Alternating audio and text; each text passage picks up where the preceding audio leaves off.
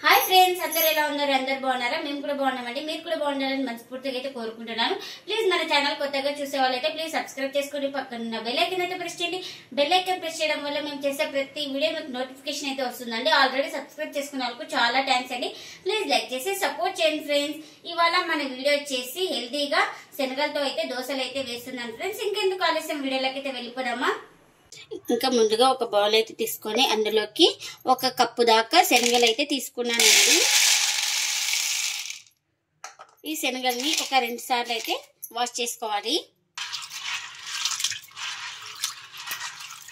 మనకు ఏమైనా డస్ట్ ఉన్నా కూడా ఈ వాటర్లో అయితే బయటకి అయితే వెళ్ళిపోతుంది ఇలా వాష్ చేసుకోవడం వల్ల. ఇంకా ఇలా 2 సార్లు వాష్ చేసుకున్న తర్వాత వాటర్ అన్ని వంపేసుకొని మంచి నీళ్ళు అయితే వేసుకోవాలి.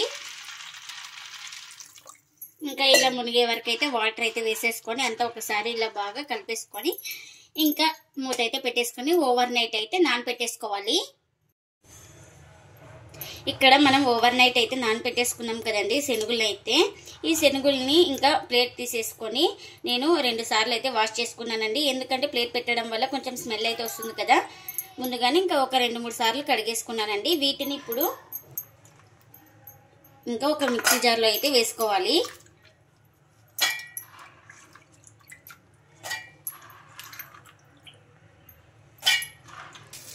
ఇప్పుడు ఇందులోకి బొంబాయి రవ్వ అయితే వేసుకోవాలి. ఒక 3 స్పూన్ల దాకా బొంబాయి రవ్వ కూడా వేసుకోవాలి.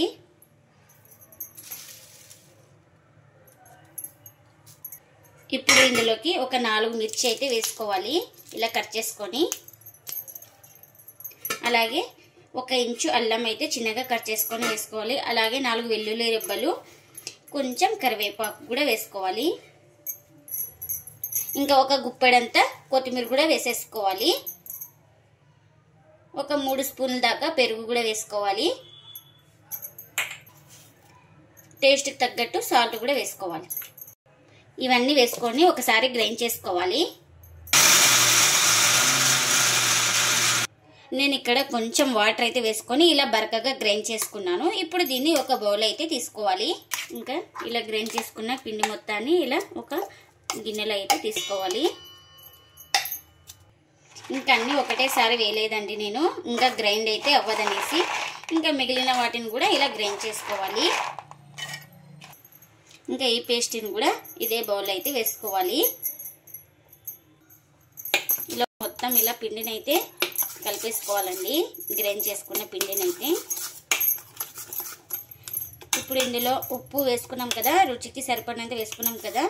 కొంచెం తక్కువ అనిపిస్తే ఇప్పుడే మనం ఈ స్టేజ్లోనే వేసుకోవాలి. ఇంకా ఇందులోకి ఒక 1/4 టీ స్పూన్ దాకా అయితే పసుపు అయితే వేసుకోవాలి. మనకు కొంచెం వాటర్ అయితే పడుతుంది, వాటర్ కూడా వేసేసుకోవాలి. ఇంకా ఈ పిండి మొత్తాన్ని బాగా ఒకసారి కలిపేసుకోవాలి.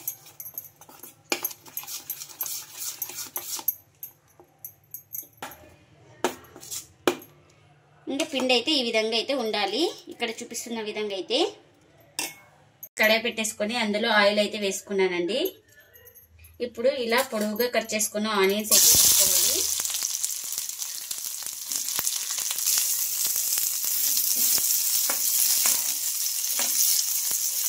ఈ ఆనియన్స్ అయితే బాగా ఫ్రై అవ్వాలి. ఇంకా ఇందులోకి 1 ఇంచు అల్లం అయితే చిన్నగా ముక్కలుగా కట్ చేసుకొని వేసుకున్నానండి. ఇంకా కారానికి తగినంత మిర్చి వేసుకున్నా, మిర్చి.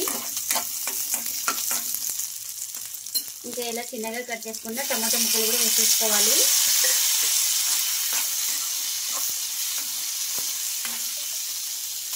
ఇందులో రుచికి సరిపడినంత సాల్ట్ కూడా వేసేసుకోవాలి.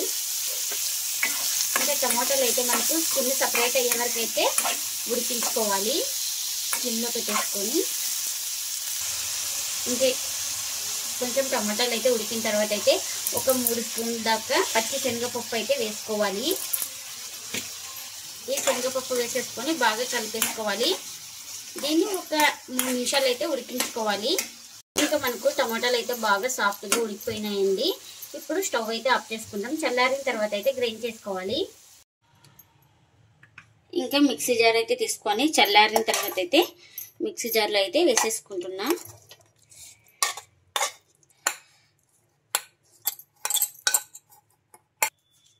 ఇంకా ఇందులోకి రుచికి తగినంత సాల్ట్ కూడా వేసేసుకోవాలి. అలాగే కొద్దిగా వాటర్ కూడా వేసేసుకోవాలి. ఇంకా దీన్ని గ్రైండ్ చేసుకోవాలి. ఇంకా గ్రైండ్ చేసుకున్న చట్నీ అయితే ఒక బౌల్ అయితే తీసుకోవాలి. ఇంకా నేను పోపు కూడా రెడీ అయిపోయిందండి. ఇక్కడ ఇంకా పోపును కూడా వేసేసుకుంటున్నా ఇందులోకి. ఇంకా మనకి చట్నీ అయితే రెడీ అయిపోయింది. దోశ వేసుకోవడానికి దోశ పెన్నం కూడా పెట్టేసుకున్నానండి. పెన్నం కూడా హీట్ అయింది. మనం ఇలా ఆనియన్తో అయితే ఆయిల్ అయితే అప్లై చేసుకోవాలి. ఇలా బాగా రుద్దేసుకోవాలి ఆనియన్తో. ఆనియన్ కొంచెం ఆయిల్ అయితే అప్లై చేసుకోవాలి. ఇంకా ఒకసారి పిండి మొత్తాన్ని బాగా కలిపేసుకోవాలి దోశ వేసే ముందైతే.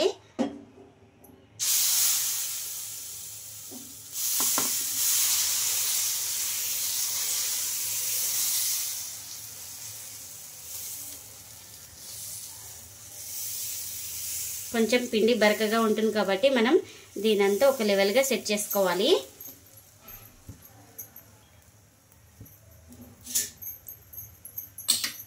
ఇంకా ఇప్పుడు దీనిపైన కొంచెం ఆయిల్ అయితే వేసుకోవాలి. ఇలా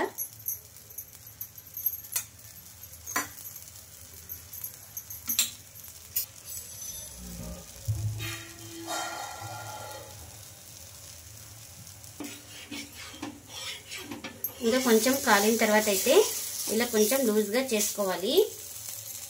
ఇంకా ఇప్పుడు దీన్ని తిప్పేసుకుందామండి. ఇంకా ఇలా తిప్పేసుకున్న తర్వాత కూడా కొంచెం ఆయిల్ అయితే వేసుకోవాలి.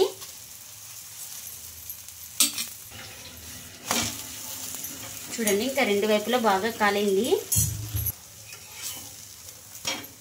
ఇంకా దోశనైతే ఇంకా ప్లేట్లో అయితే తీసేసుకుందామండి. ఇంకా మళ్ళీ కొంచెం ఆయిల్ అయితే అప్లై చేసుకొని ఇంకా దోశ అయితే వేసుకోవాలి.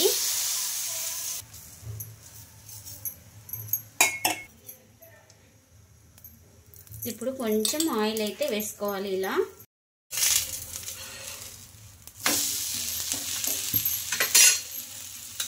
ఇంకా ఇంకొక సైడ్ తిప్పిన తర్వాత కూడా ఆయిల్ అయితే కొంచెం అప్లై చేసుకోవాలి ఇలా. ఇంకా కాలిన తర్వాత దీన్ని కూడా ప్లేట్లో అయితే తీసుకుంటున్నానండి.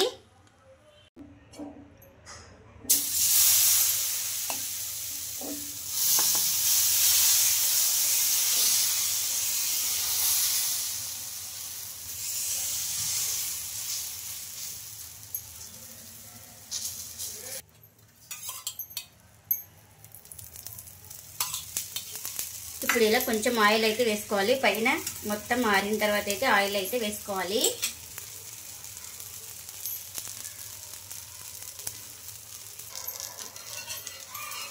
ఇంకా దోశ కాలిన తర్వాత అయితే తిప్పేస్తున్నానండి.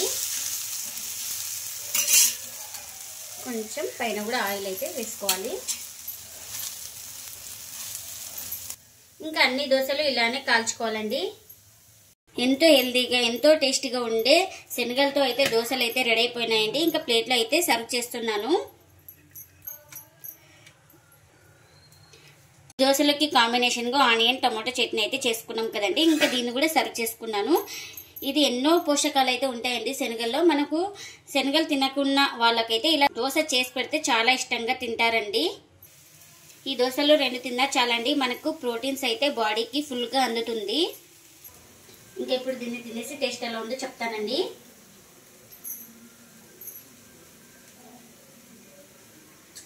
సూపర్ ఉందండి దోశ అయితే.